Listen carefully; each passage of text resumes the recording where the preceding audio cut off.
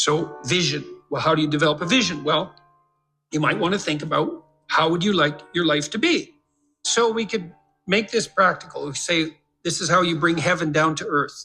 That's to make the abstract practical. And that's always very useful. That's the differentiation of Jacob's ladder, by the way. That's the axis mundi, the central point of the world. It's like, well, what do you want? Well, you could ask yourself that. If you could have what you wanted, what would that be? So we could throw out some possibilities. People trust you. People respect you. And you deserve the trust and the respect. It's not false. People can rely on you. You're good for yourself and you're good for other people. There's productive, generous peace reigns around you. And you can do that in a playful manner. Now, that's not so bad. You could have that, let's say. And if you can think of something better, well, pursue that. But that's a good start. So that's very abstract. And so now you have to think, well, how might you conduct yourself in order for that to occur? Now, one way of approaching that is to differentiate it. You might say, well, what's the purpose of my life? It's a pretty abstract question. You're going to get a pretty general answer. Now, I could say, well, it's to be willing to adopt this spirit of challenge in relationship to life's vicissitudes. But it's still pretty abstract. So, well, yeah, but how do I go about doing that? Well, you have to differentiate it. That's the bringing of the divine message down into the realm of practical applicability. How do you make that principle real in your own life? Well, here's one way of doing it. Where do people find the significance in their life? So you could envision participating in this process. Well, what do people generally need and want? Well, here we can make a list. So this is, imagine we're taking that general principle. That's the golden cap of the pyramid. That's even the eye above the pyramid. That's another way of thinking about it. It's this superordinate principle, uniting monotheistic principle in some real sense. Now we have to differentiate it. Well, most people would like an intimate relationship. Okay, and so what does that mean? Well, intimate means physically intimate, but it likely means emotionally intimate, and it probably means iterating across some reasonable period of time, unless you just want everyone around from whom you're deriving physical gratification to be the whim of the moment, in which case you're basically a psychopath, and I wouldn't recommend that as a pathway forward. You're a narcissistic psychopath, and you might think, well, I get what I want. It's like, well, no, you won't, because your life will degenerate. So that's a bad theory. So you want an intimate relationship, and then you're going to have to treat that other person. Well, how? Well, you can win an argument with your wife today, but then tomorrow, there she is in all her defeated glory. And so I don't know what the victory is going to win you. Maybe you want to negotiate towards something like productive and generous peace with her instead. And that's all part of this intimate relationship. And then it becomes truly intimate. And then it's stable across time. And that might be desirable. Then you have a platform, let's say, that will help you stabilize your entire life, because part of the reason you're going to do things is because you want to be of service to at least one other person, and vice versa. Because if it's just for yourself, that's pretty damn dismal and immature and pointless and futile. And it doesn't work anyways. So you've got at least someone else you can serve in this mutually sustaining manner. So most people want an intimate relationship. And they'll settle for second-rate derivations thereof, but still what they want. Fine. Probably want something approximating a family. And even if you're not going to have kids, and I think that's a very bad idea, by the way, not to have kids. Well, you have your parents and your siblings. And if you don't have them, you have your extended family. You might want to stabilize and fortify your relationships with them, because why not? No, why not make peace with your father and your mother and your siblings if you can? And then you get to practice making peace, and then you have a family. That seems okay. And then you probably want some friends. So you could have a vision for your friendships. And what sort of people do you want around you? Well, I can tell you at a minimum, you want people you can tell bad news to, who are on your side during the times of bad news, who don't engage in competitive martyrdom with you. And you want people you can tell good news to, because they'll celebrate what you have to celebrate. And then you can do that mutually. And you want people to exchange your thoughts with, and you want people to play with. And you probably want that to iterate across time, because then you get to know each other and you can foster each other's development in a more profound manner then. And so you're going to be pretty miserable and not very sane without friends. So probably some friends aren't a bad idea. How about a job or a career? Well, why? Because the fundamental state of human being is one of deprivation, and you have to work to address that. So you have to work. And it could be a job, which is something you have to do because you're paid, but hopefully there's some vocational element to that you can find some deep intrinsic meaning in your work. And you can certainly do that if you're working with your hands. You can find a sustaining meaning in the responsibility you take in relationship to your job and your career. And then I would say also, if you're good at it, so you're skilled at what you do, plus you're a good team player, I don't care where you're working, it could become a real center of the world for you. You know, when I was a kid, 14, 15, 16, I worked in restaurants for years, and I really liked that. And that's a very complicated thing to do, to work in a restaurant. I was just a dishwasher and then a cook. As I moved up the ladder, let's say, and I learned to cook and I learned to clean and I learned to be hospitable and I learned to work in a complex, dynamic environment, because a restaurant is exactly that. And, you know, I got along with the people I worked with, and I came to work on time and I did my bloody job and I tried to do it right. And so most of the people who were my superiors, so to speak, were happy with me. They wanted me to be there and I wanted to be there. You know, it was still a pain when I was a kid sometimes to have to go to work when my friends were out, you know, drinking beer at the local river. And I might have wanted to do that instead. But fundamentally, immersing myself in that environment was positive in every sort of way and made me more responsible and mature. And I enjoyed it a lot. Many of the best memories I have from my adolescence in particular are the times I spent working in the restaurants that I worked in.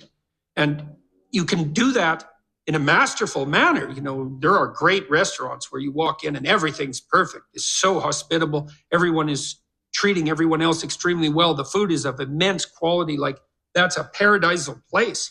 And you can work to make that. I don't care where you're working. You can work to make that happen. You can treat the people around you right. You can treat your customers right. You can shed your bitterness and your resentment. You can take on the lowly status of your beginner job as if it's also a field of unlimited opportunity, which it is if you can get your head around it. And then that can be part of the vision of your life. And then you can think about that job or career as something that unfolds and develops across time too. And if you make a commitment where you are locally, I don't care where it is, your opportunities are just going to multiply like mad. You know, so like if you're a short order cook at a restaurant, you have a single shift and you're a really good cook, you'll find pretty soon that the restaurant is much busier when you're cooking and that people are pretty damn happy to be there. And you'll get a reputation with your boss. If he or she has any sense and any greed of the proper sort whatsoever, they're going to recognize you. And then, you know, maybe you move from that restaurant to a restaurant with more possibility, or at least somewhere else with more possibility. And you can do that. I don't care where you are. If you have the opportunity to have a job and you're not working with people who are entirely tyrannical and pathological, if you make the right sacrifices in that position and you have the proper vision, which isn't based on resentment, oh, why do I have to do this stupid job? It's like, well, it's going to be a stupid job if that's the attitude you have towards it. Instead, if you try to foster all the interpersonal relationships you have in that environment, you'll find that there's an infinite amount of possibility right there in front of you, like there always is. And so what else? Well, how about some education? You know, you're probably not as informed as you might be, and probably something interests you. It's like, well, why don't you delve into that a bit more and make something more of yourself? Educate yourself to the limits of your intelligence and make a plan for that. And you can do that formally, or you can do it informally. You can do it by reading. There's many great books, and they're not expensive. In fact, the greater the book, the less it costs, weirdly enough. And so you can just do that. You can make a plan. I want to read a book a month, or a book every 6 months, or a book a day. I don't care how, or I want to listen to a podcast a week or something like that. It's like, expand yourself a bit. Have a plan to be educated. What else? What should you do with your time outside of work? Well, play a good game, right? Maybe you want to do something creative. If you're high in openness, that's probably what you want to do. Maybe you want to take on some civic responsibility and duty. That's what you might do if you're conscientious. Maybe you want to care for someone if you're agreeable, Or maybe you want a new domain for your ambition if you're more disagreeable. Maybe you want to work to make your family more secure. That would be a good way of constraining your trait neuroticism. Maybe you want to expand your social engagements. You're extroverted. It's like, fine, those are good things to do with your time outside of work. They're all matched to your temperament. You can mix and match and do a bunch of those things at once. I used to talk to my students at the U of T and say, well, how much time, by your own definition, how much time do you waste a day? And the median, which is the most typical amount of time wasted, was always about 8 hours. It's like, you waste half your awake time. And you wonder why things aren't going for you that well in your life. You can just do the economic calculations. Well, let's say you're worth $25 an hour, all things considered. Maybe you can't find a job that would pay you that much, but that doesn't mean your time is only worth what you could attain in a given job, because everything you do now echoes into the future. And so let's say it's $25 an hour just for the sake of mathematical computation. Well, that's $200 a day. It's $1,400 a week. It's $5,600 a month. It's basically $70,000 a year. So every year that you spend wasting 8 hours a day, you deprive yourself of the equivalent of a full-time and somewhat generous income. So that's just, and if your life isn't going very well, you might think, well, maybe it's because I waste half of it. That there could be some relationship between those things. Then you might ask yourself, well, what would happen if I wasted none of it, like zero? And you might say, well, how difficult is life? Well, it's ultimately difficult. It's like, yeah, well, it is. So how much of it do you have to use properly in order to contend with that ultimate difficulty? And the answer might be, well, all of it. And if you're not, well, you're going to suffer, obviously, because it's difficult. And so if you're wasting time, then you're going to suffer. And so you might want to have a vision for what you do with your time. And you could ask yourself, well, if I could conceptualize and structure my free time the way I wanted to, what would that be? And then you'll have a vision. And that it's like a revelatory vision in some sense if you ask the question properly, because you can ask yourself these questions. You can ask yourself them in the micro domain. Let's say you come home from work every day to your waiting wife and children, just to take a stereotyped example. It's like, well, you're doing that every day. How would you like that homecoming to go?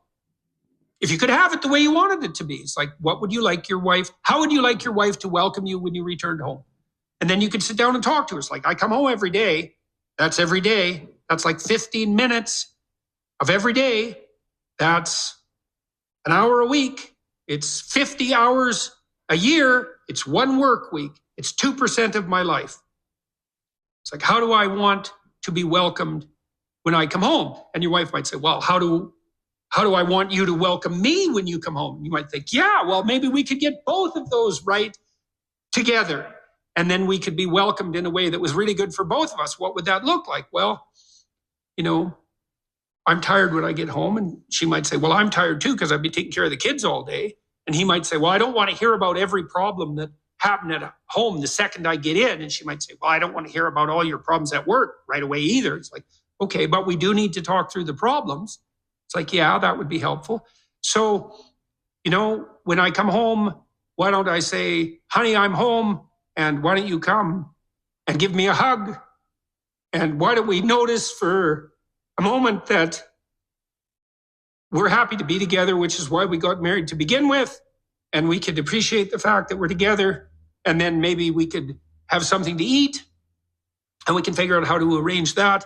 And then maybe we could sit for 15 minutes and talk about what happened during the day. And that could be our routine. It's like, well, what do you think of that? Well, here's how I'd modify it. It's like, okay, let's modify it that way. Well, then we'll implement it and see how it works. And then it's like 2% of your life fixed. You do that 50 times, which isn't that many times. So 100% of your life is fixed. And then when it's fixed, you can even make it better. And doing that 50 times is just not that much. And lots of things iterate, right? You do the same thing every day. You get those things you do every day right, man, you're on the way to having your life together. That's the ritualization of time and space in some real sense. And the application of what's essentially a religious attitude to all the elements of your life that you might otherwise regard as mundane. Oh my God, I have to do the same thing every day. It's like, hey, that's your life, man. The things you do every day. Get those things right.